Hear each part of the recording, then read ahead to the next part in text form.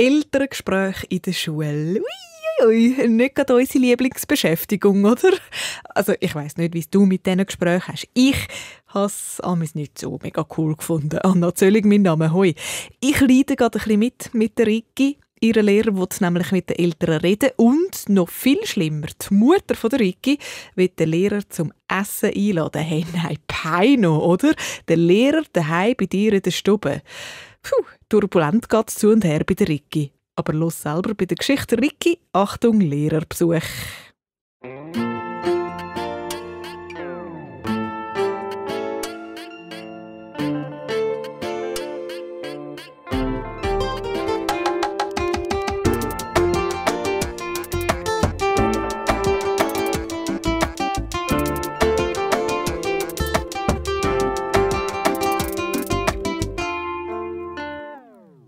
Das ist die Geschichte von der Ricarda.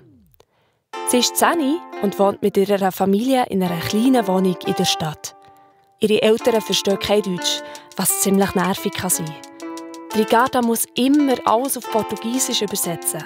Aber manchmal hat es durchaus seine Vorteile, wenn Mamis nicht alles verstehen.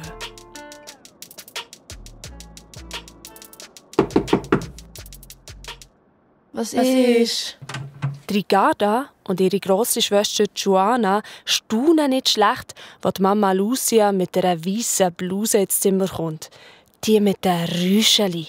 Ricarda, por favor, vista esta blusa. Por quê? Conversa com o Sr. Markovic.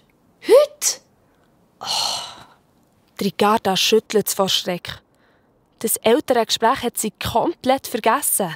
Der Markovic. Oh, das bedeutet gar nichts Gutes.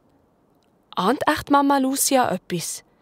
Sie selber ist aufgebrezelt wie für die Kille und die Ricarda sollte jetzt in die Rüscheli-Bluse schlüpfen. Schliesslich geht es um ihre Zukunft. Vou tirar notas melhores se usar esta coisa? Ricarda, stopp. Das versteht doch niemand. Was hast du gesagt? Ich habe gesagt, habe ich etwa bessere Noten, wenn ich das Teil anlege? Ah, okay. Dann kannst du bitte übersetzen für uns. Schon wieder. Wenn es sein muss. Die Mama Lucia wedelt immer noch mit der Bluse umeinander. Nie im Leben wird Ricarda so in die Schule. Ricarda, não viemos para a Suíça. Wir sind nicht in die Schweiz gekommen, damit ihr auch Putzfrauen werdet. Mãe, por favor. Você estará pronta em 3 minutos. In 3 Minuten bist du bereit. No. Ricarda!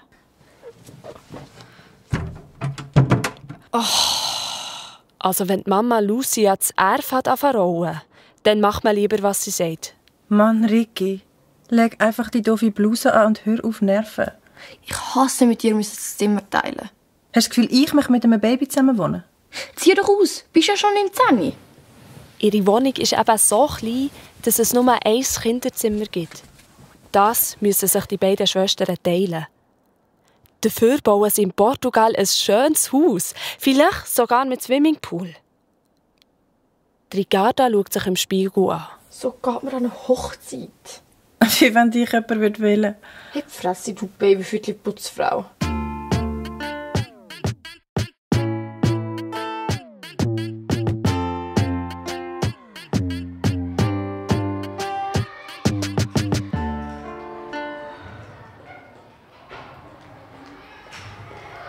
Die Ricarda und ihre Mutter warten im Schulhausgang auf Herrn Markovic. Wie wenn das Gespräch nicht schon schlimm genug wäre, steht die Ricarda tatsächlich in dieser Rüscheli-Bluse da, als ob das Teil noch etwas ändern könnte. So peinlich. Und prompt läuft auch noch gerade der Bello Angelo durch den Gang. Hey, Ricky, schick! Verpiss dich, Alte. Ist das ein Freund von dir? Er insultiert mich. Er hat mich beleidigt. Die Mama Lucia versteht eben nur 6 Wörter auf Deutsch. Grüezi, Adieu, Danke, Bitte, Ja, Nein. Und putzen, also 7. Trotzdem möchte sie ihre Tochter um jeden Preis verteidigen, wenn sie beleidigt wird. Não é assim que Sie funciona. möchte gerade aufstehen und zum Angelo gehen. Vou lhe mostrar. In diesem Moment geht zum Glück gerade die Tür auf und der Herr Markovic streckt den Kopf raus. Die Ricarda und die Mama Lucia lächeln ihn freundlich an. Grüezi. Grüezi, Frau Machado de Sousa Rosa. Kommen Sie rein. Hallo, Ricarda. Danke. Nada embaraçoso. Einfach nichts Peinliches. Okay.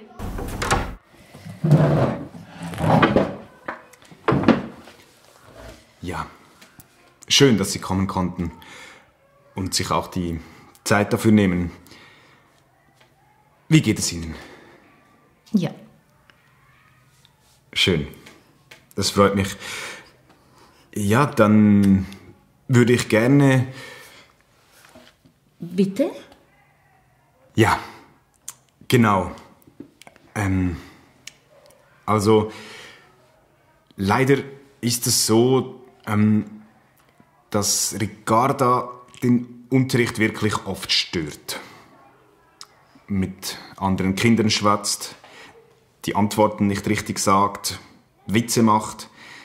Dann hat sie auch ihr Schulmaterial nicht dabei. Die Hausaufgaben macht sie selten bis gar nie. Und ja, da ist es natürlich nicht erstaunlich, dass auch ihre Noten nicht gerade lobenswert sind. Also, um ehrlich zu sein, ja, sie sind ungenügend. Und wie soll ich sagen, eigentlich ist Ricarda ja ein sehr fantasievolles Kind. Ja, aber sie setzt ihre Fantasie in den falschen Momenten ein. Verstehen Sie, was ich meine?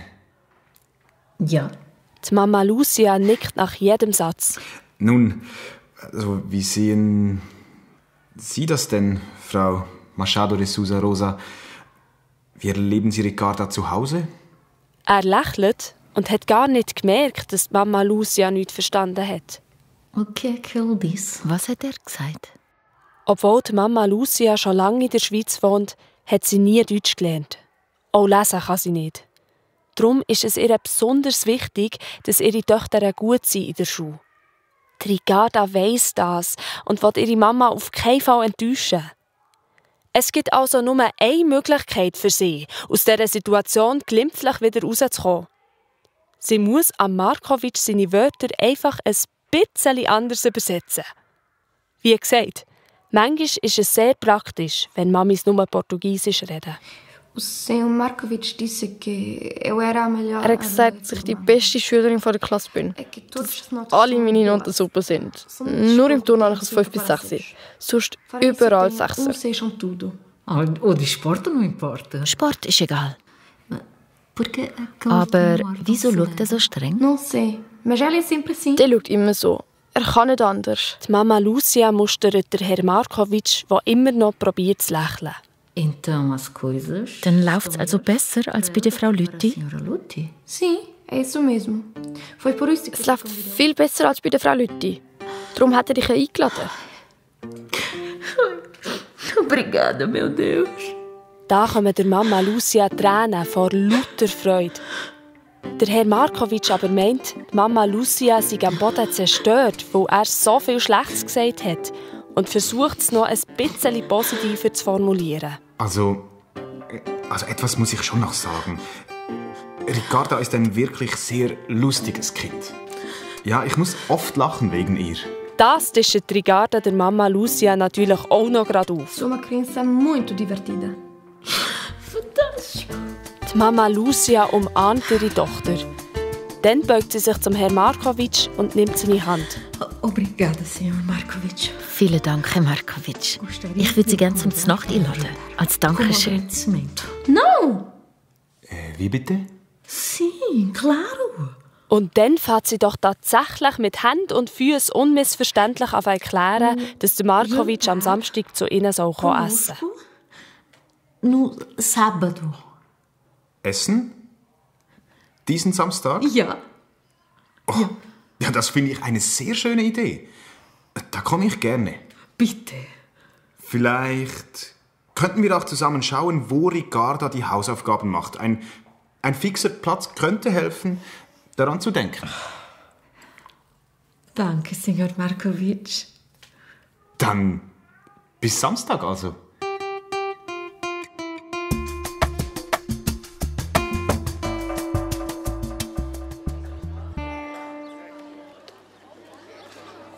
Die Ricarda ist fassungslos. hat doch die Mama Lucia einfach den Lehrer zum Znacht eingeladen. Der Herr Markovic zu ihr Heim. Grauenhaft. Und dann rauscht sie einfach davon, noch bevor Ricarda irgendetwas dazu sagen kann. Heilige Theotonius von Portugal. Ricarda bekommt Panik. Auf keinen Fall darf der Markovic bei ihr daheim aufkreuzen. Dann sieht er, wie klein ihre Wohnung ist und wie wenig Geld sie haben. Außerdem merkt Mama Lucia dann sicher, dass sie gelogen hat mit den Noten. So schnell sie kann, rennt sie zum indischen Quartierladen und sucht den Amal, ihren besten Freund. Sie braucht dringend einen Plan. Das Nachtessen darf nicht stattfinden.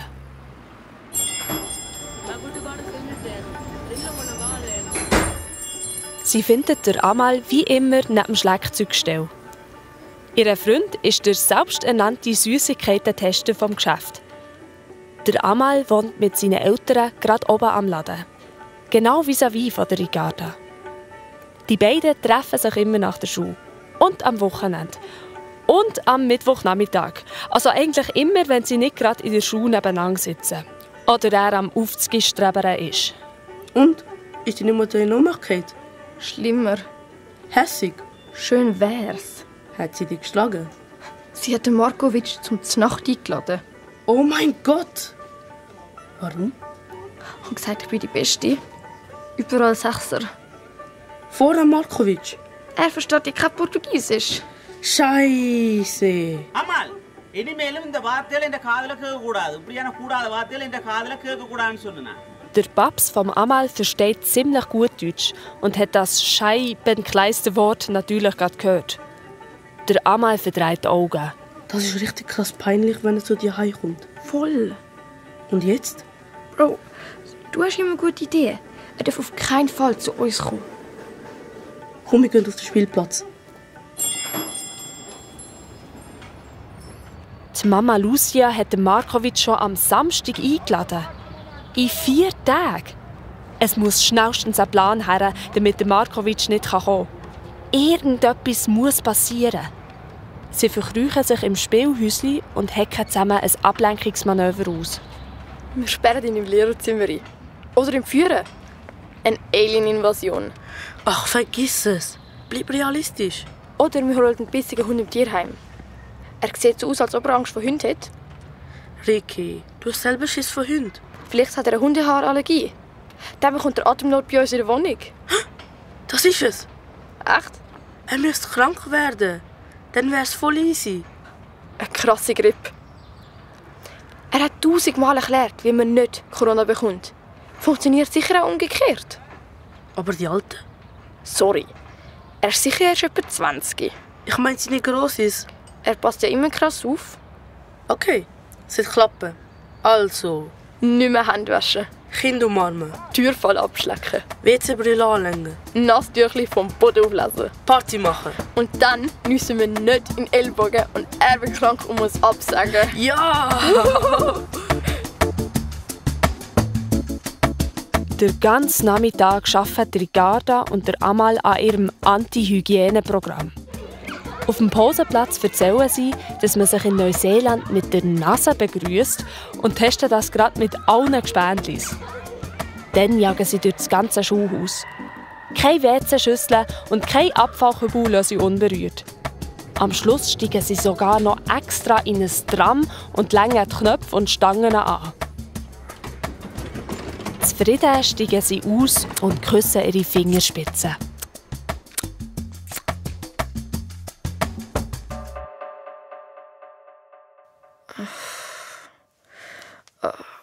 Der Einsatz hat sich gelohnt. Schon am Abend beim Znacht spürt Ricarda ein leichtes Pochen im Kopf. Auch ihre Nase kräuselt ein bisschen. Ricarda grinst und freut sich auf die Schule am nächsten Tag.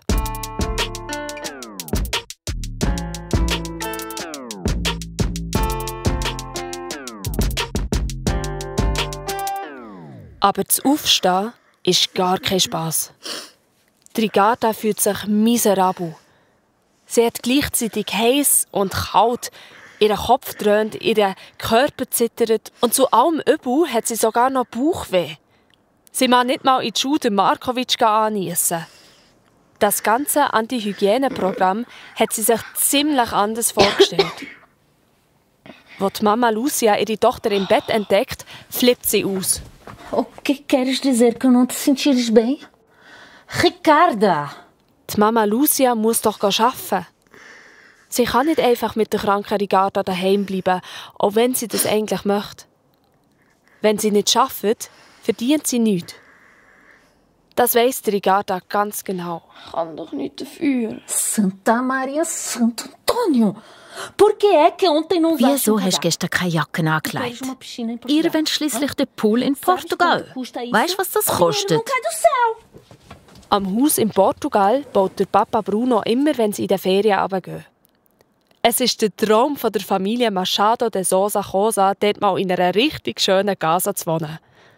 Und ja, Joana und Ricarda hätten gerne einen Pool. Klar weiss sie, dass ihre Eltern wegen Geld arbeiten müssen. Aber der Markovic, der kommt sonst zu ihr heim und dann erfahren alle, dass sie so schlechte Noten hat und dass sie gelogen hat. Und er sieht ihre überfüllte 3-Zimmer-Wohnung. Ach. Die Mama Lucia verschwindet im Bad und kommt mit einem Medizinschränkchen zurück. Okay. Toma, querida. Da, Schatz. Nimm das. Sie streckt Ricarda eine grosse Portion Grüsselsirup entgegen. Boah. Dann muss es schnell gehen. Anlegen, Haarbürsten, Zähne putzen. Die Mama Lucia hat Angst, dass sie das Tram verpassen und spät bei der Arbeit auftauchen. Ja, tatsächlich. Die kranke Ricarda muss mit der Mama Lucia arbeiten. Rápido!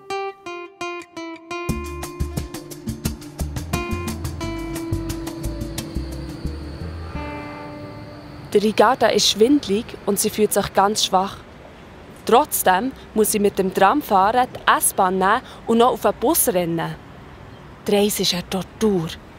In ihrem Delirium träumt sie davon, dass sie am Samstag immer noch krank ist und der Herr Markovic darum nicht kommen kann. Aber dann rechnet sie noch mal nachher. Die Toleranzgrenze für Viren liegt bei der Mama Lucia bei maximal 2 Krankheitstagen. Nachher ist man wieder gesund, egal wie es einem geht. Bedeutet, sie muss am Freitag schon wieder in die Schule und hat für den Samstag nicht die kleinste Chance auf eine Ausrede. Heilige Theotonius von Portugal. Sie muss sich dringend etwas Neues ausdenken, um das nachts zu verhindern. Krank werden war gar keine gute Idee. Völlig erschöpft kommt sie in der ersten Wohnung an. Não há ninguém. Es ist niemand rum. Deita-te no sofá. Komm, leg dich aufs Sofa. Ich putze. Ein Sofa enorm. Das ist ja ein riesiges Sofa.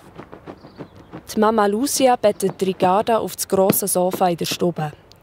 Dort hat es weiche Küsse und Decken drauf. Und es schmeckt nach Lavendel. Ein richtig schöner Platz zum Kranksein. Nachdem sie etwa eine Stunde geschlafen hat, geht Ricarda auf Entdeckungstour. Was es da alles so gibt. Die Ricarda kennt fast alle Wohnungen, die die Mama Lucia putzt. Während der Ferien muss sie immer mitgehen, wo ihre Eltern den Hort zu teuer finden. Ausser in den Sommer- und den Weihnachtsferien. Da gehen sie auf Portugal. Dort ist es immer am schönsten. Diese Wohnung hier ist neu. Darum gibt es besonders viel zum Bestaunen. Es hat 3 Kinderzimmer, ein Büro, ein älteres Schlafzimmer, eine Stube und ein Esszimmer. Die Wohnung ist sicher 4-mal so gross wie die von der Familie Machado de Sousa Cosa. In den Kinderzimmern hat es ein Trampolin, eine Rutschbahn am Bett und ein Rittiseil mitten im Zimmer. Nur der Fernseher. Haben die nur den kleinen Fernseher? O que é que diz? Só tem esta televisão pequena? Alguns têm sofá grande. Die einen haben das grosse Sofa, die anderen grossen Fernseher. Sorry, was bringt das grosse Sofa, wenn man keinen grossen Fernseher hat? Arme Kind. Fazer uma pausa. Oh, querida. Die Mama Lucia macht ausnahmsweise eine Pause. Sie sitzen zusammen auf dem Riesensofa und schnauzen ein paar Gutzli. Sentes-te melhor? Geht es ein bisschen besser? Pouquinho. Ein bisschen. Minha querida. Coitadinha. Die Lucia streichelt ihrer Tochter über die Haare und Ricarda kuschelt sich an ihre Mama. conta o segredo desta família? Não. Ricarda würde gerne ein Geheimnis über diese Familie hier hören. Ihre Mama findet bestimmt die spannendsten Sachen über die Leute heraus. Doch die Mama Lucia verratet Ricarda nichts. Es ist auch Ehrensache in ihrem Job, dass man die Entdeckungen im privaten Bereich nicht verratet. Por favor. Não. Die Mama Lucia lacht, streichelt Ricarda nochmal über die Haare und gibt ihr einen Kuss. Tens de te tornar bom detetive. Du musst selber eine gute Detektivin werden. São segredos. Geheimnisse sind Geheimnisse. Ricarda fragt sich, ob man gute Noten braucht, um Detektivin zu werden. Ok. Posso utilizar o seu telemóvel? Aber darf ich das Handy? Para quê? Game. Die Mama Lucia gibt ihr das Handy und Ricarda gamet eine Runde.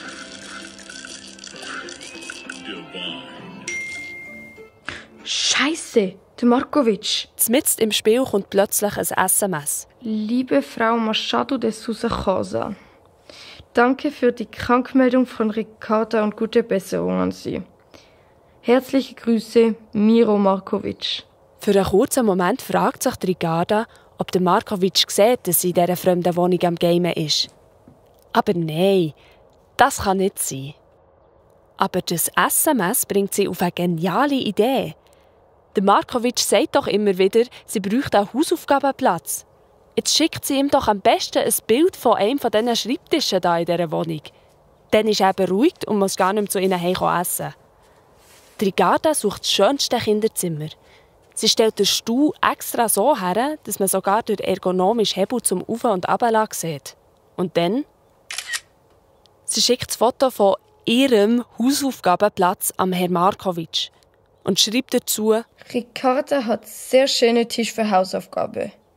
Sie nicht kommen müssen Samstag. Ha! Problem gelöst! Aus lauter Freude sitzt sie auf einem Stuhl und dreht sich wild im Kreis. Dazu lässt sie die Sitzfläche absausen. Wie auf einem Karussell. Schon wieder. Warum macht Ricarda dann ihre Hausaufgaben? Ich freue mich auf Samstag. Ja, musst halt deine Hausaufgaben besser erklären, Mann. Ricarda, está tudo bem? Sie. Schnell löscht Ricarda alle Nachrichten. Der Typ ist echt nicht zu überlisten. Ricarda braucht noch eine bessere Idee, damit der Markovic nicht so innen zum Znacht kommt. Es ist zum Verzweifeln. Und wegen dem doofen Dreistuhl ist ihr jetzt auch noch richtig schlecht. Auf allen Vieren schnagelt sie zurück zum Riesensofa und schläft dort sofort ein.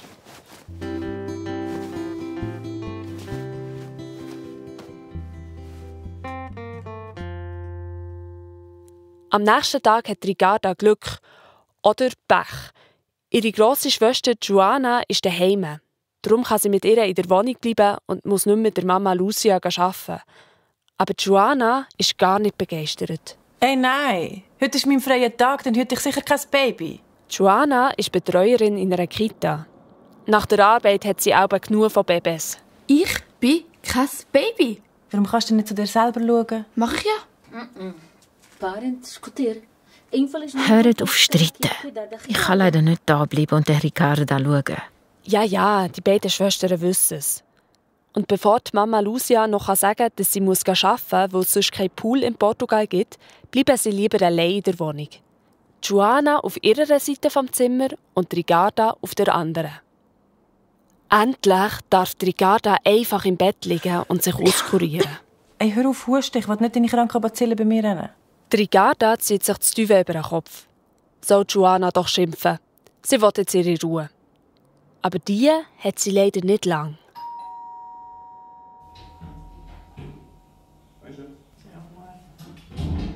Oh, bitte nicht.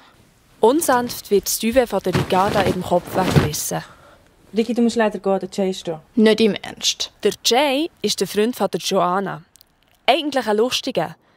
Aber das findet Ricarda überhaupt nicht witzig. Hopp, ich zähle auf 10. Wenn du nicht weg bist. Ich bin krank. 1, 2, 3. In der Kita würden sie künden. 5, 6, 7, 8, 9. Danke. Ich komme dich holen, wenn er weg ist. Da ist noch deine Jacke. Kannst du jetzt mal rüber?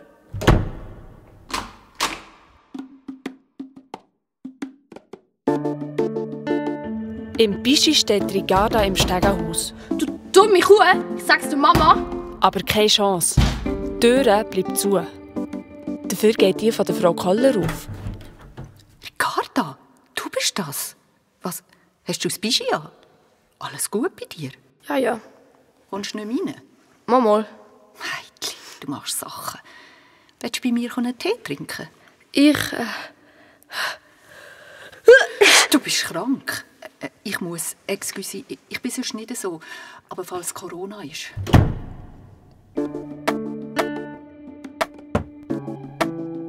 Das Niessen von der Ricarda hat wie eine Bombe eingeschlagen. Erschöpft lässt sich die Ricarda auf die Stege sinken. Sie muss sich unbedingt einen neuen Plan ausdenken. Wenn sie jetzt nichts macht, sitzt der Markovic übermorgen bei ihnen am Tisch. Aber mit diesem Brummschädel kommen der Ricarda keine guten Ideen. Im Bischi und barfuß huscht sie über die Straße zum Amal über.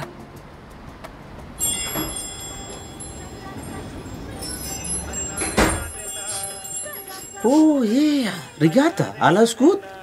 Wo am Amal sein Papi die Ricarda sieht, kommt er gerade hinter der Kasse führen und begleitet das kranke Mädchen in den Oberstock. Der Amal ist nämlich auch krank geworden beim Anti-Hygiene-Programm. Kommt rein. Ricky!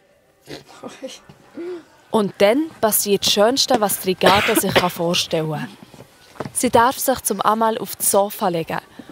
Und gleich darauf streckt am Amal sein Papi ihr eine Suppe entgegen. Diese Suppe ist so scharf. Alle Viren tot. Danke. Bitte.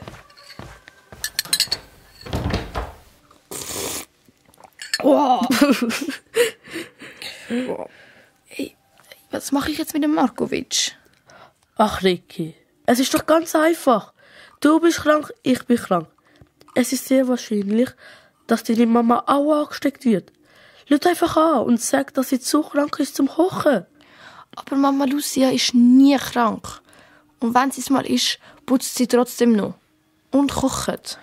Ach, mach einfach. Okay. Darf ich dein Handy haben? Da.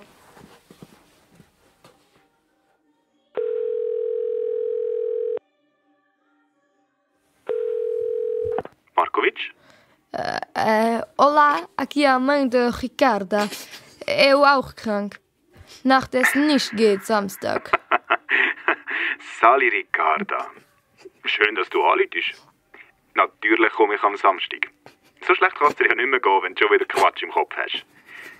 Schau, jetzt erholst du dich gut und ich freue mich sehr auf übermorgen. Ich finde es im Fall eine lässige Idee von deiner Mami, dass sie mich eingeladen hat. So Sachen sollte man viel mehr machen. Was wollen sie bei uns? Meine Eltern verstehen gar kein Deutsch. Sie können nicht mal miteinander reden. Ach, da mache ich mir im Fall keine Sorgen.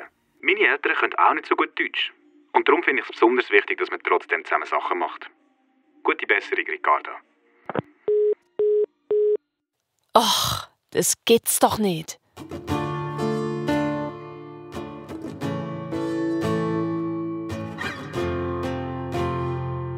Am nächsten Tag gibt es nochmal eine grosse Portion Grüsselsirup.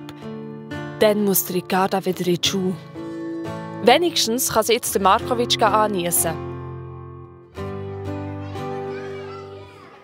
Aber der Markovic hat doch tatsächlich eine Maske an und sein Pult mit Plexiglaswänden verbarrikadiert.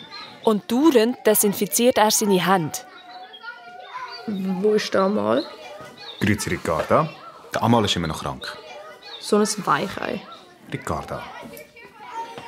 Psst, Ruhe bitte. Ich habe festgestellt, dass wieder mehr Kinder krank sind und trage deshalb eine Maske. Sicher ist sicher. Stellt euch vor, die Lehrpersonen könnten nicht mehr unterrichten. Ja, schön wär's. Aber nein.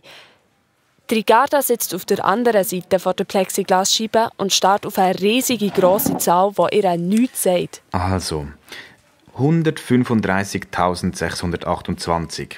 Wie heißen die Nachbartausender, Ricarda? Kannst du mir hier vielleicht die Tausenderziffer zeigen? Also, Ja, das ist nicht der Ricarda ihre Stärke. Und sowieso, es gibt gerade Wichtigeres als Markovic seine Tausenderziffern. Der Samstag. Die Ricarda streckt die Hand in ihren Hosensack und zieht ein verkrugeltes Fötterchen raus.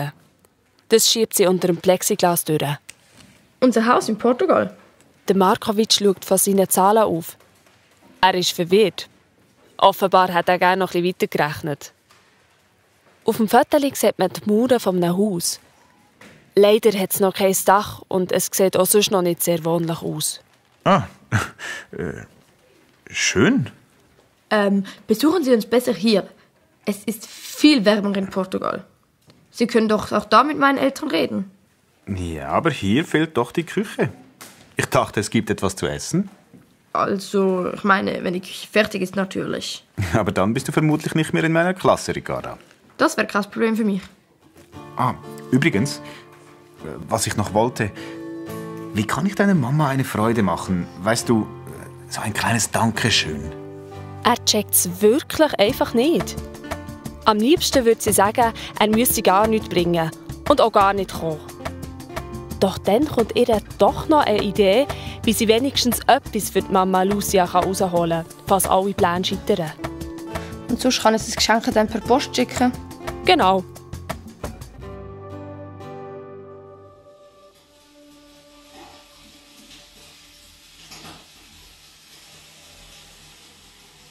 Es ist Samstag.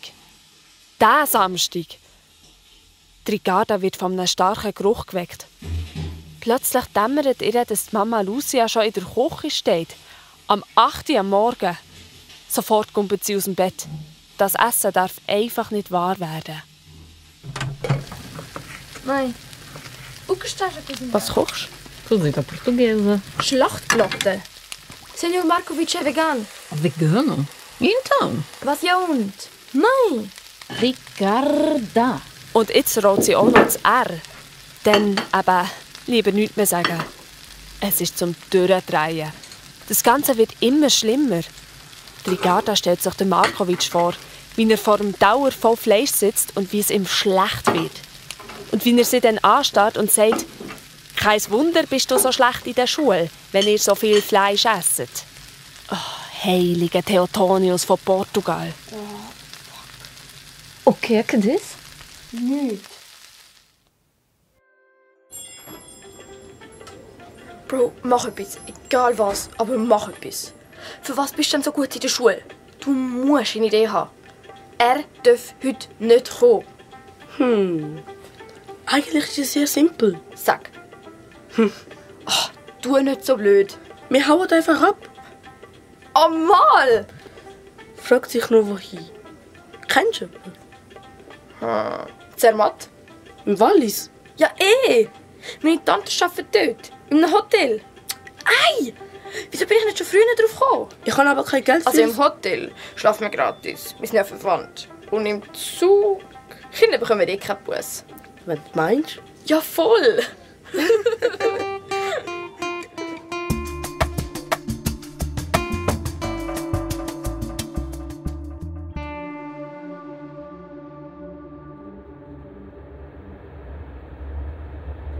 Eine Stunde später sitzen die Ricarda und der Amal aufgeregt im Intercity nach Visp. Sie fahren ins Wallis. Sie haben weder ein Zahnbürstchen noch etwas zu essen oder zu trinken eingepackt. Aber das macht nichts. Der Ricarda, ihre Tante, hat schon oft vom Hotel erzählt. Sie legt den Gästen Trinkfläschchen, Schoki, Früchte und eben auch Zahnbürstchen ins Zimmer. Das darf man dann alles mitnehmen. Von dem her. Grüezi miteinander. Billett bitte. Danke. Scheiße. Bro, bleib locker. Alle zusammen, könnt ihr eure Billette auch sehen, bitte? Wir haben es verloren. Was? Nein. Mal. രണ്ട് തപ്പില്ല അതാവട്ടെ യോസനെ എൻ്റെ അമ്മ അപ്പാക്ക് மட்டும் சொல்ல வேண்டாம். Da hilft leider auch am Amal sein Tamilisch nichts. Die Kontrolleurin hat schon längst gewittert, dass etwas faul ist an dieser Geschichte und will den Eltern anrufen. Was? Nein! Dann sag mir doch, wie du heisst, wo du wohnst und die Telefonnummer von deinen Eltern. Oh, ich... Die Kontrolleurin lächelt und setzt sich neben Amal und der Ricarda ins Abteil. Sie nimmt ihr das Telefon vor. Ja, Sally, das ist Rebecca, Kontrolle 13b. Ich habe da 2 Kinder ohne Eltern, ohne Ticket. Sagen Sie nicht. Nein, gar nicht. Wagen 12. Warte. Sind ihr sicher, dass ihr die Telefonnummern der Eltern nicht rausrücken wollt? Beide schütteln den Kopf und schweigen. Ist gut, danke. Ja, super, merci. Ciao. Geschätzte Fahrgäste, wir treffen in Bern auf Gleis 7 ein. Wo der Zug zu Bern im Bahnhof einfährt, winkt sie die beiden Ausreißer zu sich her. So, eure Zugfahrt ist hier vorbei. Ihr habt kein Billett, darum dürft ihr jetzt aussteigen. Wir müssen aber bis Zermatt. Ja, gerne das nächste Mal mit Billett. Die Tür geht auf und draussen warten 2 Polizisten. Nicht im Ernst. Merda. Heilige Tetonius von Portugal.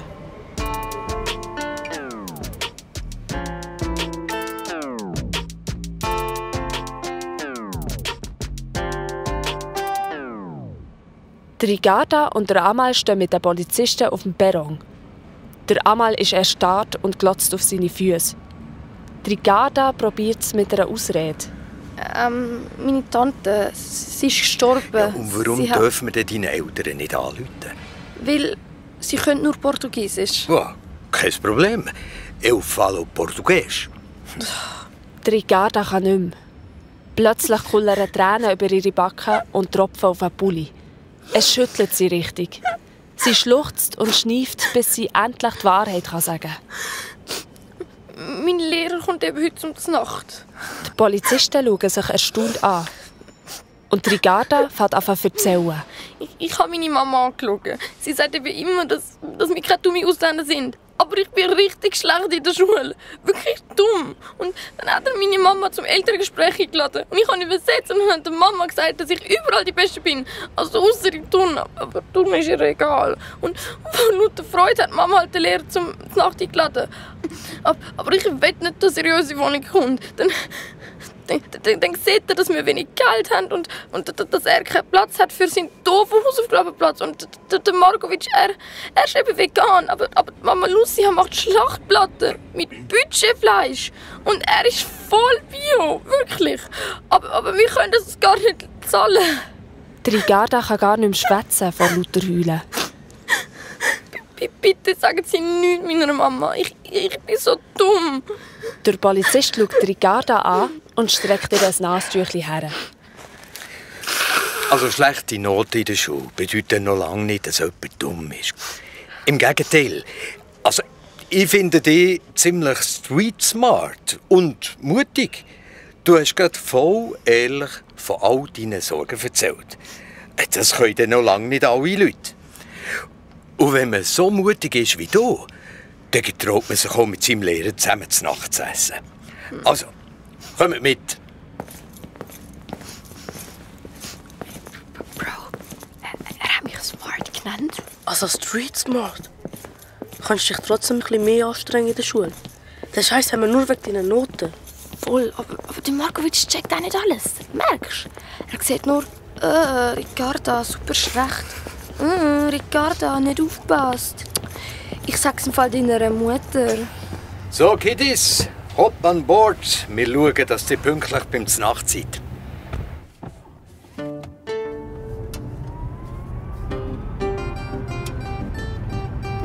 Die Ricarda und der Amal sitzen auf dem Rücksitz von einem grossen Streifenwagen und brausen über die Autobahn. Die Ricarda hebt am Amal seine Hand. Sie zittert vor Angst. Gleichzeitig ist es... Shit! Sie fahren in einem Polizeiauto. Der Typ findet also, sie sei smart. Und mutig. Entschuldigung, wäre es vielleicht möglich, das Blaulicht? Der Markovic kommt eben schon auf die 5.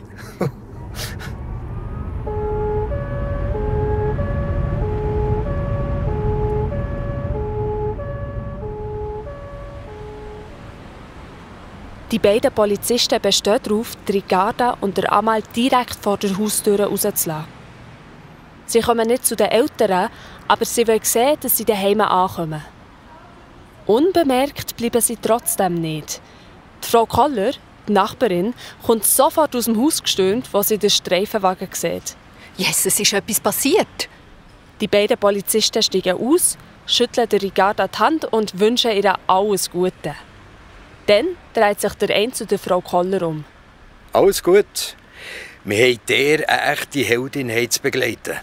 So viel Mut wie die Ricarda hat, sollten noch viel mehr Leute haben. Geht es um Drogen? Hoppla, es ist schon 5:05. Bald gibt es Nacht.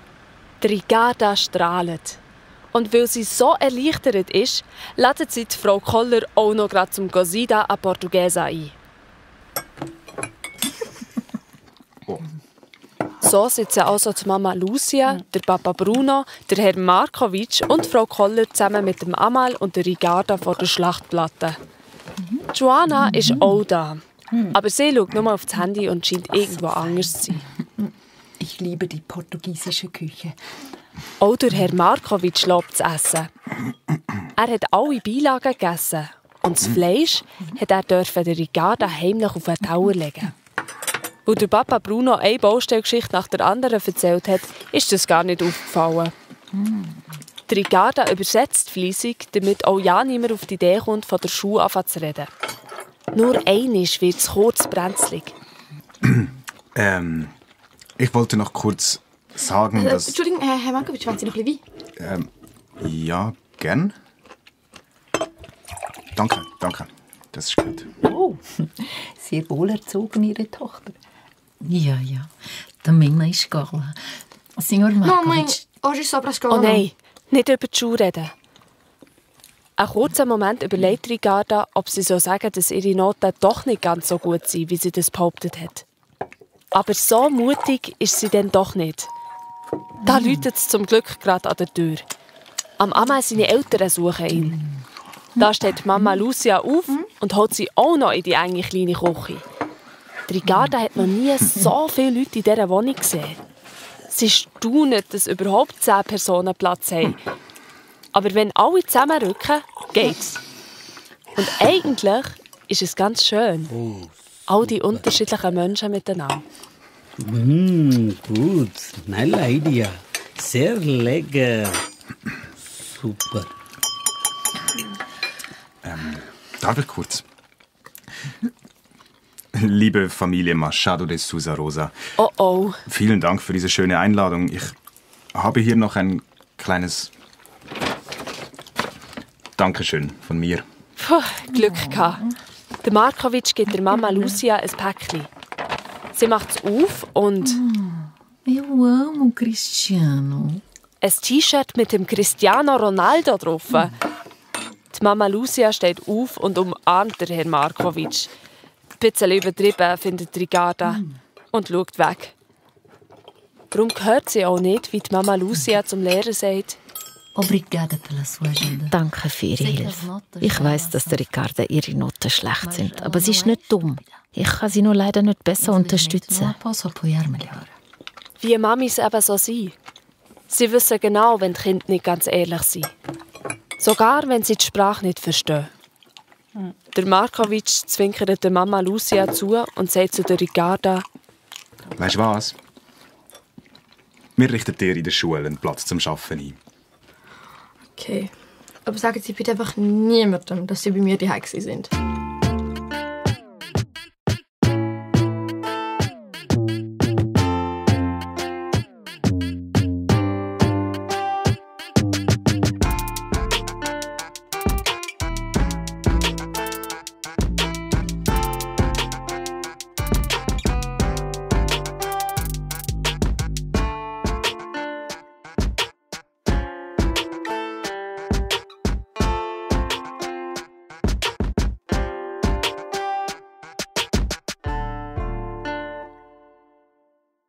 Hui du, Glück im Unglück hat sie gehabt, he? Tricky. Sag mir im Treff auf srfkids.ch, wie dir die Geschichte gefallen hat. Dann kannst du dich anmelden und bloggen und mit mir schreiben, der Anna Zöllig, und neue Gespönchen finden. Und dort findest du auch mehr tolle Geschichten, falls du nicht schon den Podcast SRF Kids Hörspiele abonniert hast. Tschüss und bis ganz gleich.